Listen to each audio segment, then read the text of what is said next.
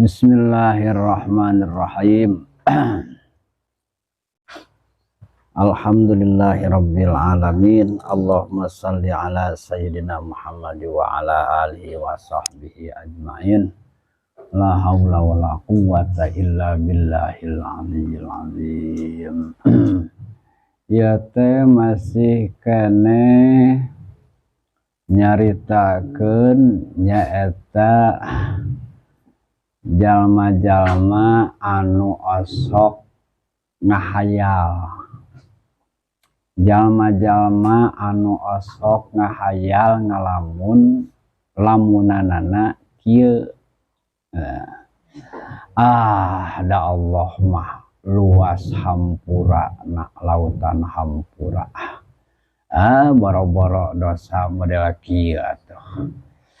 Boro-boro aya namun teu dosa saurang model kuring kieu. Boro-boro dosa ukur ayeuna sahulu. Boro-boro dosa ukur ayeuna namun tama sapoe sakian kali. Malah boro-boro dosa leutik. Dosa gede pun Allah maka wasa ngahampura kana dosa gede asal ulah kupur. Ngalamun tah ngahayal. Dua, da Allah mah teu ngawajibkeun bahwa asup ka surga na hiji jelema teh ku amal. Da Allah mah ngansupkeun ka surga ka hiji jelema teh lain ku amalna, naon? Ku rahmat ku kadeueuh Allah. Mata kalem we aya di jelema menang rahmat Allah mah burung ayeuna ka surga. Najan naon, najan teu loba ibadah oge gitu. Eta ngaranna ngayal, ngalamun. Atuh dosa boro-boro ayeuna mah dosa saurang kieu pantar kuring, mesin dosa salam dunya ge Allah mah naon? Kawasa ngahampura da lautan hampura, kalem we dosa. Bari ayeuna mun tamat hayang tobat. Jadi teu kudu toh-tohan teuing kana amal teh gitu. Da Allah mah ngasupkeun ka surga teh lain ku amalna. Eta jelema kabalajo gitu. Maka jeung ayeuna mun teh urang mah jeung ceurik-ceurik sagala maka jeung ayeuna bingung-bingung sagala paedah loba dosa. Da Allah mah kawasa ngahampura musing kana loba dosa oge. Eta jelema kabalajo.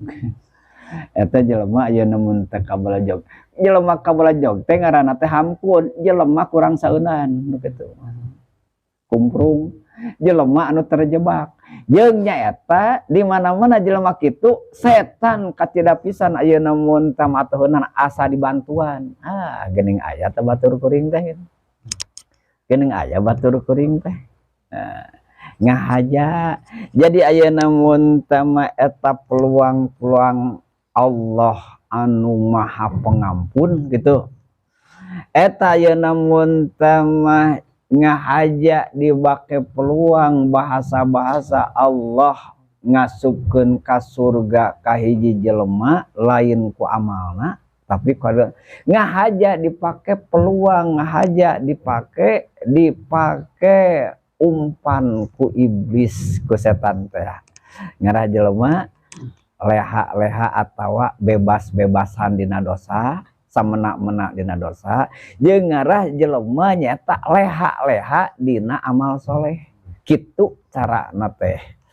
Kitu carana teh. Jiga we ayeuna mun tambah jiga alus, jiga make bahasa Quran. Da bener ke Quran ge, da bener. Jadi makena bahasa-bahasa Quran padahal ngahaja dibelejogkeun, disalengorkeun, diselewengkeun nyaeta ku iblis. Allah ngadawuh wa may yattakhidis syaiton, sing sani jelema anu ngajadikeun setan walian, dipake nyaeta anu tukang nulungan teh nyaeta setan. Dipake kakasihna sobatna teh nyaeta setan, ngajadikeun sobat ka setan. Min dunillah lain ngajadikeun kakasih teh ka Allah. Faqad khasira khusrana mubina.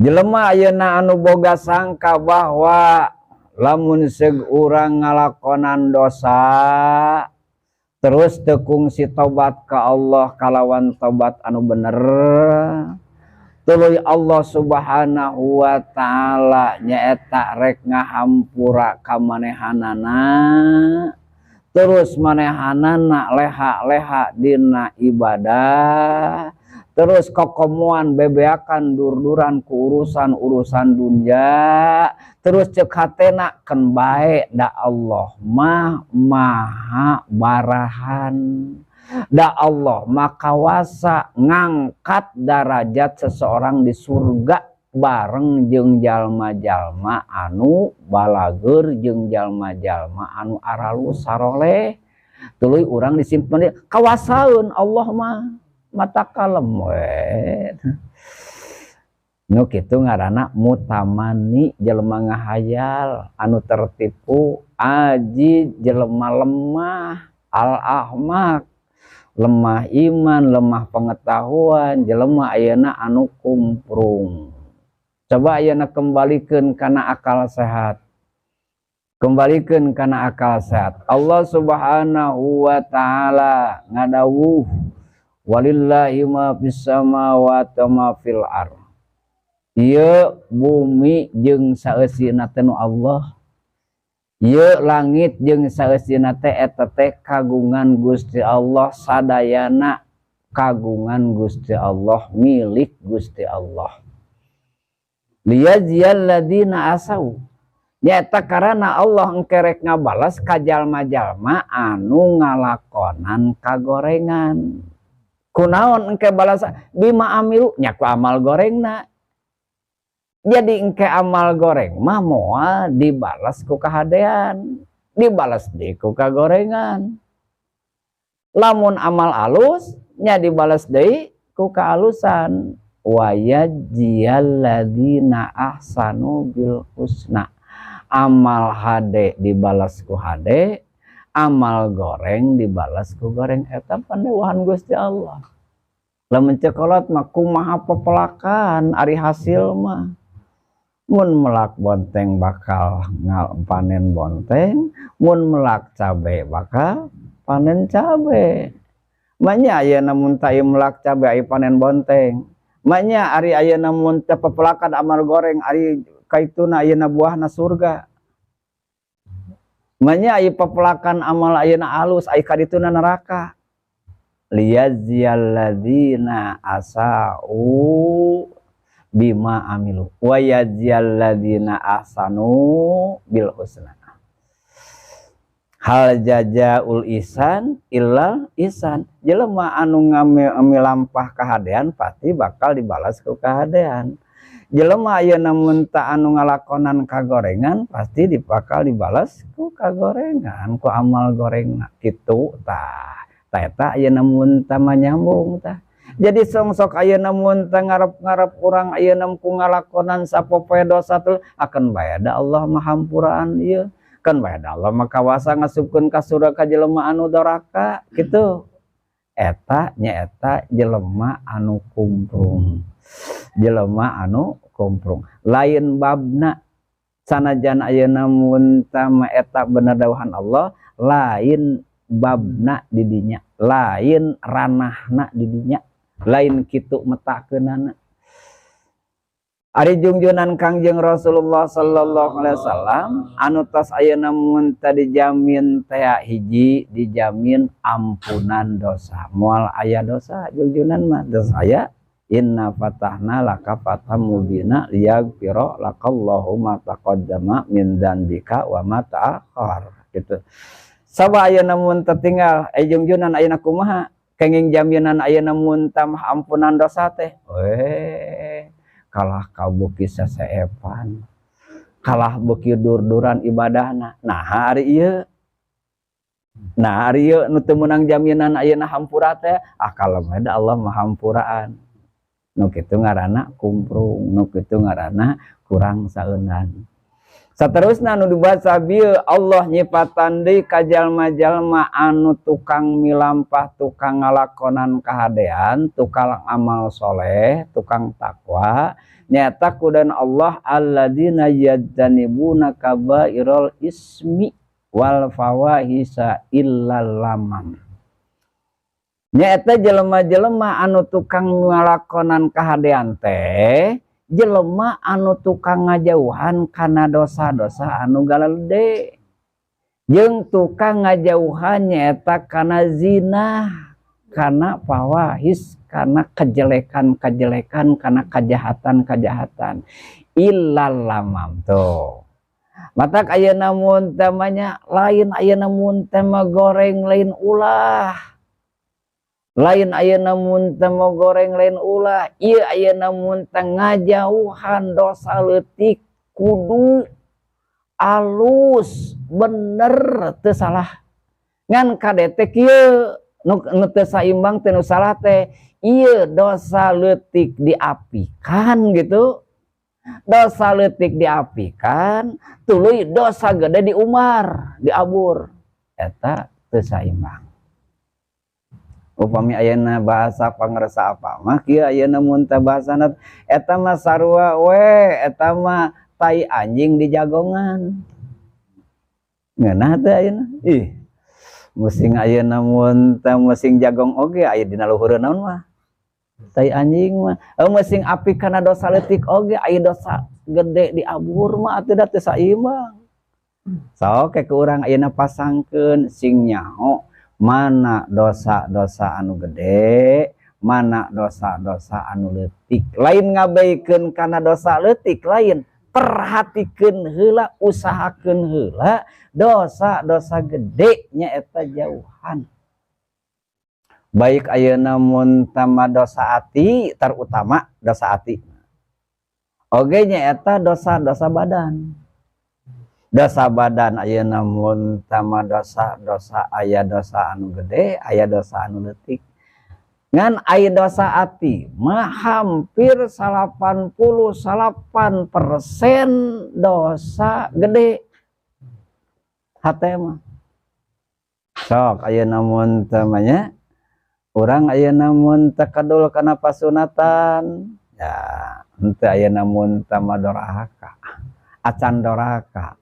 Kadul karena pas ngaremehkeun weh tuh gini jala ayeuna mun teh dosa gede ku ngaremehkeun mah ngalainkeun weh lain dosa gede deui eta mah murtad kufur naudzubillah min daik. Walaupun pagawean sunat lamun geus dilainkeun eta bisa jadi kufur. Lamun ayeuna diremehkeun dosa hungkul, dosana dosa gede. Lamun teu dilakonan teu dosa. Tak leuheung keneh ayeuna mun teu kadul we daripada anu ngaremehkeun mah. Komo lamun daripada anu ngabaekeun mah, nganapikeun, ngalainkeun. Teu panda ayeuna lamun teu ngalakonan teu naon. Teu naon teu doraka gitu, teu doraka. Tapi lamun diremehkeun mah jadi doraka. Komo lamun diapilainkeun dinapikeun bahwa eta teh wah lain sunat-sunat naon. Jadi bisa matak ayeuna kufur. Bisa matak ayeuna kufur. Nya eta jelema-jelema anu tukang ngalakonan kahadean teh, jelema anu saroleh, jelema anu balageur, jelema anu tarakwa, jelema anu tukang-tukang ibadah ka pangeran teh nyaeta jelema-jelema cenah ayeuna mun tamah cek dieu anu tukang ngajauhan dosa-dosa gede jeung tukang ngajauhan kajahatan-kajahatan jinah-jinah kecuali dosa leutik. Karena dosa leutik mah hampir umumna jelema moal lesot tina dosa leutik mah. Jadi orang teh ayeuna mun teu perhatikeun ya, perhatikeun. Jadi kudu babarilah lamun eta masuk ka ayeuna ngaji heula atawa nganyahokeun heula dosa gede anu 70 teh. Disebutkeun kabair teh. Disebut kabair teh. Geura sok di dinya ta urang dek Allah ieu pagawean urang, dek ieu pagawean urang, padahal urang teh ngapikeun dosa leutik. Aya dosa gede teh gebrus ngaji ayeuna kitab kabair, ngaji kitab kabair anu khususnya tadinya 70 dosa gede. Lamun ayeuna mun teu nyaho kitabna tinggal ayeuna bacakeun nadomna, nadom Sundana nu kaengker sabuya Allah yarham tos kubuya tos kaeng ayeuna mun teu nyunakeun baca wa ayeuna ku urang dosa gede teh geura urang ayeuna ngagicak-gicak di dinya geura fek. Jadi ayeuna seputar ayeuna di dinya tah ulin kasaharian urang teh dinya dinana dosa aya dosa leutik memang aya orat mah ayeuna apik lain ayeuna mun teu goreng apik ayeuna mun teu makan orat alus ngan ayeuna mun teu mong orat dosa bener dosana dosa leutik asal ulah diremehkeun. Nah, lamun ngupat batur mah dosa gede. Dalamun hasud mah dosa gede, da suudon mah dosa gede, da ujub mah dosa gede, da goreng sangka ka batur mah dosa gede. Ari ayeuna mun teu makibir mah ayeuna mun teu takabur mah dosa gede. Ari eta ayeuna dipuput aya itu diapikan teu saimbang. Matak ieu nu ngapikan dina dosa leutik kadang-kadang ku penilaian umum mah jigah waro. Nu ngapikan dosa leutik terus ayeuna dosa gede diumar diabur. Penilaian umum mah cigah apik we aya kudu nyaho mah. Manya ya dosa leutik ayeuna diapikan, makruh diapikan, dosa leutik aya diapikan, hari ieu sapopoe naon? Ngupat, ngahasud, ngadolim, tuluy ayeuna mun tanya campah batur, nganyanyeri ayeuna mun teh batur, mitnah batur. Pantes saimbang teh. Jauhan heula ayeuna mun teh dosa gede, geus bisa ngajauhan dosa gede tuluy naon usahakeun apikan ngajauhan dosa leutik. Alus eta mah.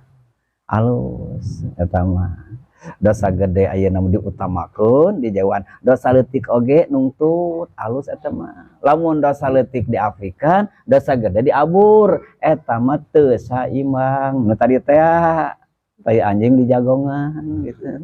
Eta mah atawa bahasana eta mah naon apik rujit ngaranna nu kitu mah. Nu kitu ngaranna apik rujit. Ai jigah jibah apik padahal rujit. Dosa gede dikeureuy aya dosa apik aya dosa leutik ayeuna diusahakeun. Aya dosa gede ayeuna diusahakeun dijauhan tu jeung dosa alus eta mah. Alus. Anu goreng mah nyata ku tidak ada keseimbangan. Anu dosa ayeuna mun teu leutik bisa ayeuna melalui tobatna ku istighfar, anu bisa ayeuna neangan hampura na ku urang wudu, anu busa ku urang ayeuna dikiparatan ku sedekah gitu. Jeung berbagai ayeuna mun teh kahadean urang anu bisa ngiparatan kana dosa-dosa leutik. Aya dosa gede pan kudu khusus. Tobatna ke kudu khusus, teu bisa astagfirullahan sabada salat 3 kali teh henteu. Dosa gede mah kudunya eta make tobat anu khusus jalanna. Kudu make ayeuna nadam, kudu make ajam, kudu make ikhlas. Malah lamun berhubungan jeung papada mah kudu make istibro, kudu make istirdo, menta pembebasan dilubarkeun, menta diridokeun, istihlal kudu menta dihalalkeun, kudu aya hubungan khusus.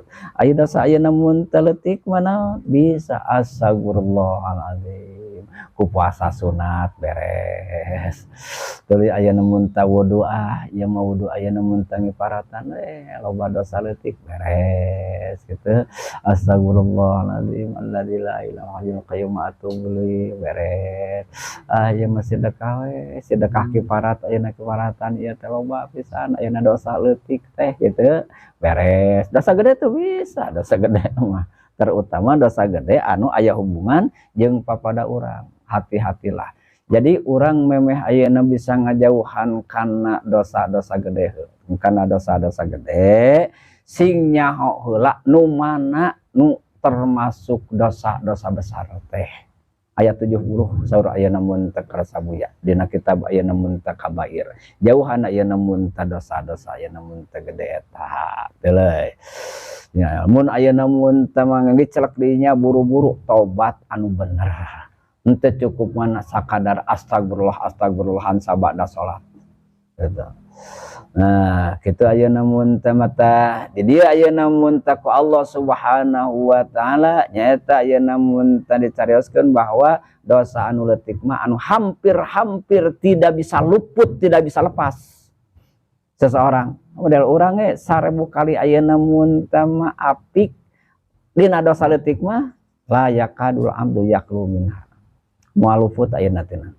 Oke Allah Subhanahu wa taala nyata ngadawu amna jalul ladzina amanu wa amilus solihat kal mufsidin fil ard amna jalul muttaqina kal fujar yeuh ulah disangka ayeuna bahwa jelema anu iman jelema anu tukang amal soleh tigah jelema anu doraka ulah disangka bahwa ayeuna mun tama jelema-jelema anu takwa sarua jeung jelema-jelema anu jahat moal sarua jalma anu iman jeung amal soleh moal sarua jeung jelema anu tukang doraka moal sarua jelema anu tarakwa jeung jelema-jelema anu latut aya naj'alum teu kami teu ngajadikeun ka maranehanana sawa teu sarua lapid dunya teu sarua teh lain di akhirat tungkul moal sarua jelema tukang doraka jelema aya jeung tukang amal soleh ieu teh nu dimaksud moal sarua teh lain di akhirat tungkul di dunjana oge moal disaruakeun di dunjana hungkul oge moal disaruakeun antara jelema anu amal soleh jeung jelema anu amal oleh jeung jelema anu tukang amal salah moal sarua jelema anu takwa jeung jelema anu lacut anu ngancrut ieu moal saruana lapid dunya wa fil akhirah di dunya moal sarua di akhirat moal sarua mun di akhirat puguh jelema anu saleh meureun ka surga jelema anu salah mah aya ka neraka puguh eta mah puguh ieu ayeuna mun teh di dunjana ieu di dunjana oge dina kahirupanana oge moal sarua sama yakumun moal sarua ku Allah dibantah sangkaan jelema-jelema anu tukang ngalakukeun dosa jeung sangkaan jelema-jelema anu tukang ngakukeun dosa anu disangka kumaha sarua we kieu meureunana ayeuna mun teh nya umumna di urang teh si eta ge ayeuna getol ngaji siga ayeuna si eta ge getol salat anger ayeuna mun teh boh kagableg anger ayeuna mun teh kokoro hirupna anger hese ayeuna usahana anger ayeuna urang onaman malah sok ngaku ayeuna mun teh mah alus sorangan urang tara salat ayeuna tara ngaji tingalikeun usaha lancar we marukan eta meureunnan nu disebut dibedakeun ku Allah antara jelema anu saleh jelema anu bager jelema anu tukang ibadah jeung jelema anu tukang doraka teh marukan eta meureun ukuranana teh marukan eta ukuranna teh lain ayeuna mun teh mah eta ukuranana lain wadamma hukmahum Allah nyatad kana hukumna jelema anu tukang ngalakonan ibadah jeung jelema anu tukang ngalakonan dosa anidonnahum at-taswiyah eta mah sangkaan anu salah nyebutkeun sarua we jelema ayeuna anu iman jelema amal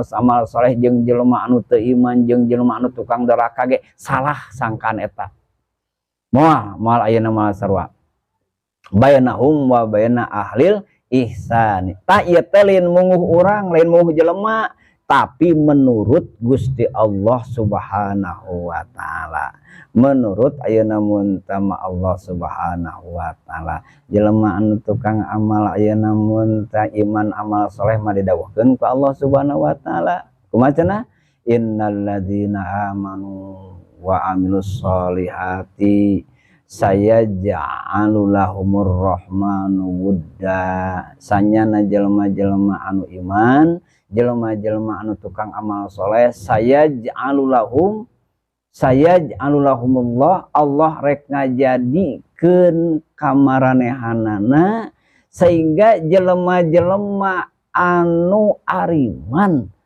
jelema-jelema anu taraat jadi tertarik ka pincut ka pelet ayeuna hatena mikaresep ka jalma-jalma anu iman jeung amal soleh teh. Jadi dina keimanan seseorang, dina amal soleh seseorang, didinya aya pelet, aya asihan. Jadi lamun ayeuna ayang asihan anu putih, anu suci, anu bersih, anu murni, saenyana asihan jeung pelet mah hiji aya dina iman, kadua aya dina amal saleh. Allah ngaduh tadi, lamun jelema anu iman amal saleh matak dipikaresep ku batur, saya alulahumur rahman. Ku Allah deuk dijadikeun ayeuna marehana wudda batur teh rasap simpati. Make jeung ayeuna deudeuh ka urang teh, make jeung hayang panggih, make jeung hayang nganyang, make jeung hayang jarah, make jeung hayang silaturahmi, make jeung hayang ngariung. Eta teh batur teh gitu. Gitu lain ayeuna Allahumma sakhirli, Allahumma sakhir, mesti sahir di saila itu tukang urang tukang dawakam teu resepkeun batur gitu. Mesti aya dari taluk-taluk oge. Maka ayeuna mun tama ajian sileugeut teureub, maka ayeuna mun tama ajian si panaluk jiwa oge anger ayeuna. Ai urang teu iman jeung teu amal saleh mah, tapi lamun urang iman jeung amal saleh ku Allah ditalukeunana. Sina naon sina raresep atina. Da loba jelema ayeuna mun tama teu wawuh, teu hir, teu walahir, di mana jang abdi teh anu deuk naon ka dieu?